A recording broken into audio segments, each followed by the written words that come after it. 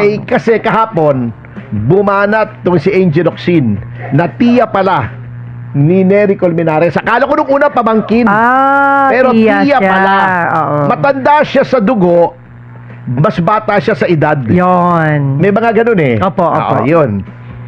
Ngayon, sabi niya kasi, binatikos niya si Robin Padilla.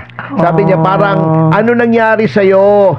Di ba dati, namundo ka pa para ipaglaban ng bayan? Pagkatapos, ngayon, nung nire-red tag daw si Angel, tahimik daw si Robin. At parang nagpagtsikahan pa sa mga nagre-red tag. Pagkatapos, bakit daw pinagtatanggol ni Robin si Pastor Kibuloy? Muslim siya. Ano naman kinalaman noon? Di ba? Sariling desisyon niya yun. Parang nanunumbat pa. Opo. Na kasi hindi nga sang-ayon si Robin sa paniniwala ni Angel Locsin. Also known as Angelica Colmenares. Yan ang totoong pangalan yan eh. Totoong pa. Angelica Colmenares. Ay parang walang kwentang tao si Robin Padilla. Bukas na liham ito. Kaya sumagot ako. Eto ang sabi ko, mga kasama. Maikli lang naman ito. Opo. Sabi ko, Dear Angel Locsin, or should I say, Miss Angelica Colmenares, niece of Nery. Hindi pala niece, aunt pala aunt. I Aunt. stand erected. Corrected. Corrected. Mali. Sabi ko, eto, ang aking isinulat. Pabayaan mo na si Idol Robin. Yun ang paninindigan niya. Ikaw ba ay pinakikialaman kanya sa mga pinaniniwalaan mo? Isinumbat mo pang magkasama kayo dati. Kaya nga dapat nagalangin mo siya dahil may pinagsamahan kayo. Yun. Bakit ba kayo kasing mga dilaw, pinklawan, o kung ano man ang kulay mo, ay may problema kayong lagi sa mga ibang opinyon? Na para bagang kapag hindi sang-ayon sa inyo ay wala ng kwenta. Iyang pagiging sanctimonious ninyo ang dahilan kung bakit kayo kinamumuhian ng majority ng ating mga kababayan. Ipinamukha mo pa na dating namundok siya upang ipaglaban ng bayan, ngunit tila nag-ibaba ang pananaw niya. Ganun po talaga. People change. Parang tayo, tumaba na pareho. Pero at least ikaw, maganda ka pa rin. Di ba? Yan.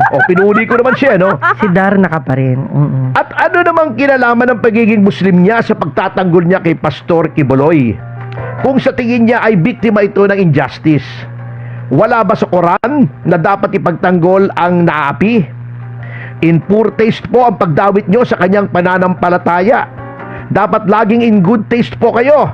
Parang Arce Dairy Ice Cream, lalo na yung mantikado flavor. Kayo nga palagi kayong pinagtatanggol ni Nery. Although hanggang salita lang yon.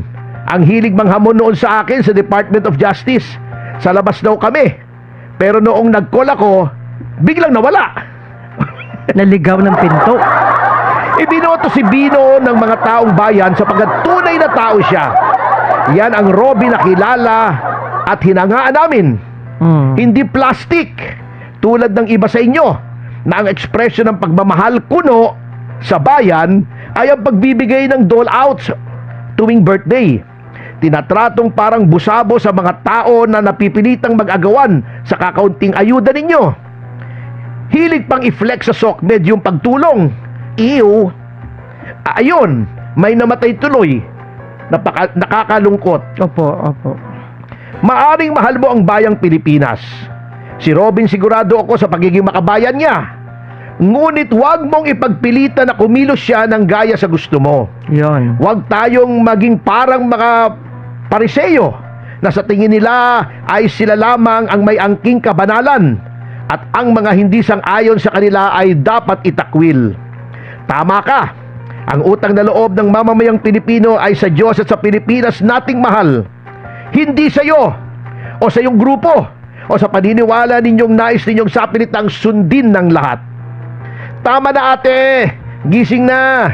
Ngunit tingin ko, para sa iyo at mga tulad mo, hindi na magbabago ang kaulaluan nyo. Huli na ang lahat. Okay. Diba? Apaka-ipokrito eh. Grabe itong mga taong to, sila lang ang tama. Anyway, uminit yung usapin tungkol sa investigasyon daw doon sa Asian Games noong 2019. Yes. At di ba sinabi ko kahapon, tatawa-tawa ko. Opo. Sabi ko, imbestigahan nyo yan.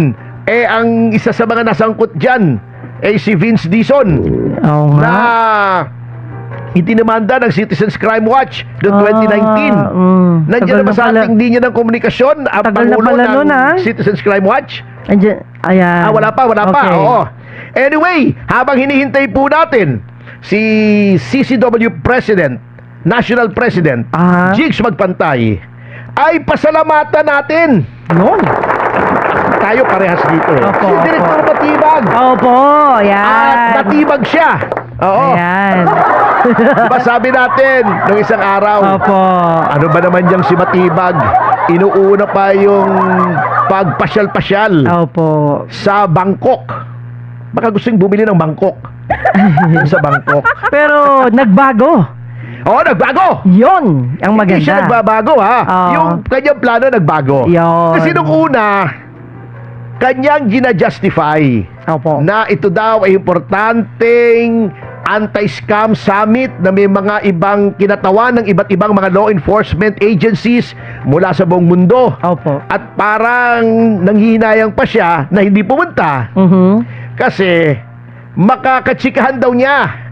Parang side talk. Okay. Yung direktor ng FBI, Federal Bureau of Investigation, si Kash Patel. Di ba marami ng cash si Matibag? Di ba nandun sa video?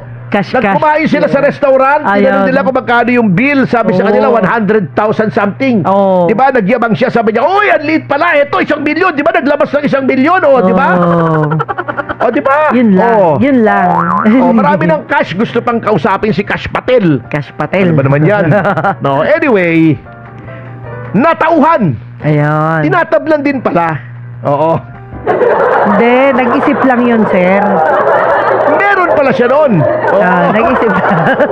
Nag-isip? Kasi sabi niya, Nag-isip. ayan.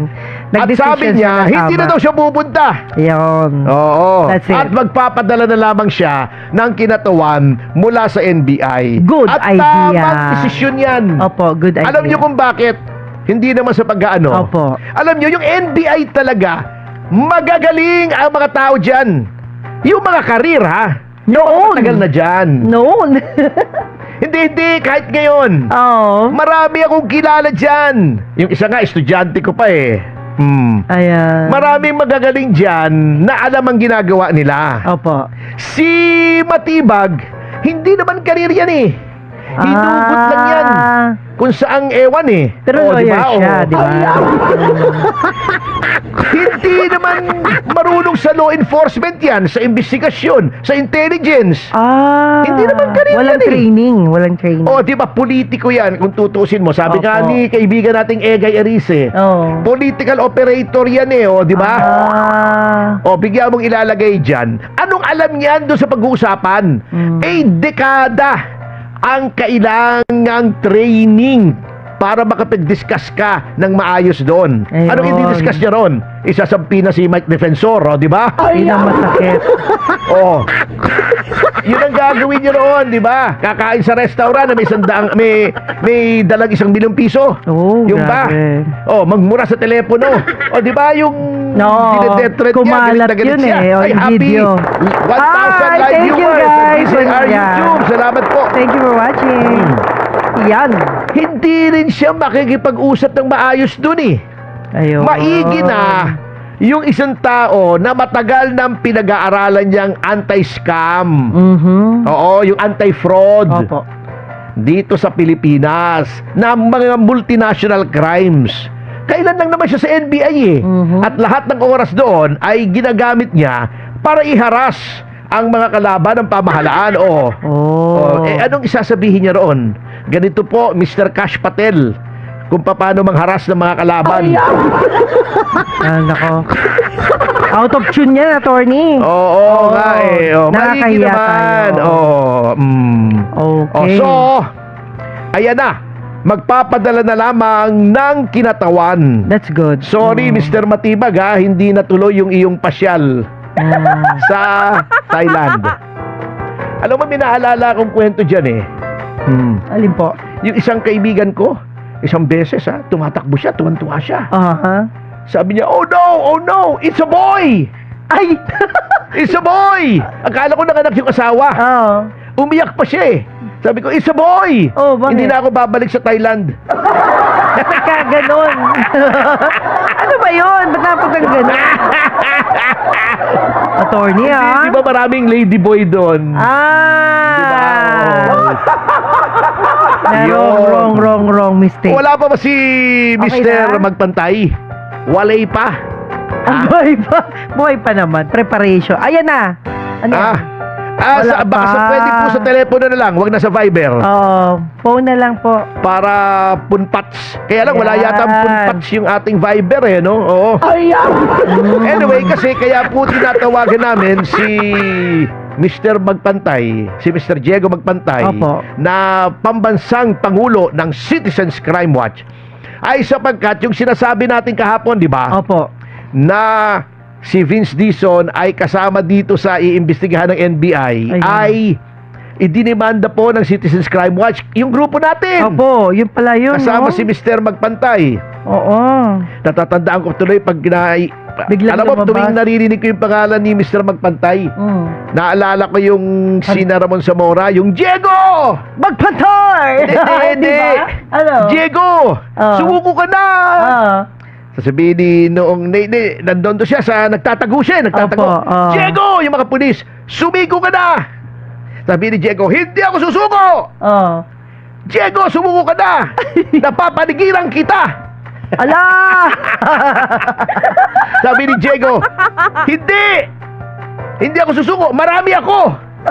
Ano ba yun? Lahat dinala na, no? Dinala Marami yung asawa ako. niya. Okay. Diego! Ito yung asawa mo! Maawa ka sa iyong mga anak! Sumuko ka na! Sabi nung lalaki, hindi ako susuko! Kahit ano mangyari, hindi ako susuko! Pati nanay! Anak, sumuko ka na! Paalang-alang na lang sa iyong ina! Sabi ni Hepe, bibigyan ka ng hustisya, ng patas na laban. Hindi ako susuko! Kahit ano mangyari, hindi ako susuko! Pati si Pangulong Marcos, Ay, grabe. nakapila na sa telebisyon. Ano? Alam mo, Diego, sumuko ka na. Para ikaw ay mabigyan ng patas na hustisya sa iyong mga karaingan.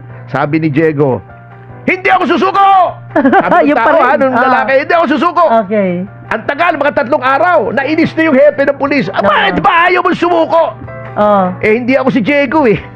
Ay, ano ba yun? Ang labo Hindi pala naman Diego yan.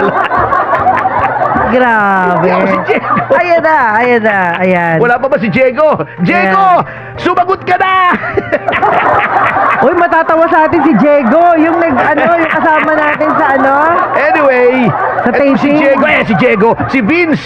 Si Vince, yun Ito pala ay sinasabi ng palasyo na na-dismiss na daw. Ayun. Ay, hindi namin alam ito. Bakit hindi pinaalam sa amin? Anyway, alam nyo, eto yung sinasabi na naman itong si Direktor na wala daw kinalaman etong investigasyon nitong ASEAN Games sa impeachment trial. Siguro tingin ko ikwento mo sa pagong. Mahaba Kasi yan. puro wala kayong wala kayong kinalaman, yung mga timing nyo naman kaduda oh. Oo. Kita mo, si Jinggoy, kung kailan mag-uumpisa yung trial, kinulong. Si Marcoleta, 1 day before, yung mismong araw yata, no? Na mag-uumpisa, The same day. kinulong. Pagkatapos, eto, tinawag na testigo si Direktor Matibag, iimbestigahan daw si Cayetano.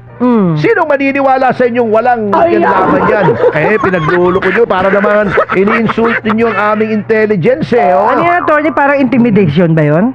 Yun nga ang sinasabi ni Pia Cayetano. Oo. Anong gusto mo? Huwag magtanong sa'yo ng mahihirap kasi aapir ka. Oh. Ano mga timing eh? Huwag na tayo maglukuhan eh. Ang hirap sa inyo, ulalo na kayo, manloloko pa kayo. Oo. Hindi pwedeng gano'n. Dapat isa lang. Ulalo lang o manloloko lang. Pag dalawa, wala nang pag-asa yan. Oo.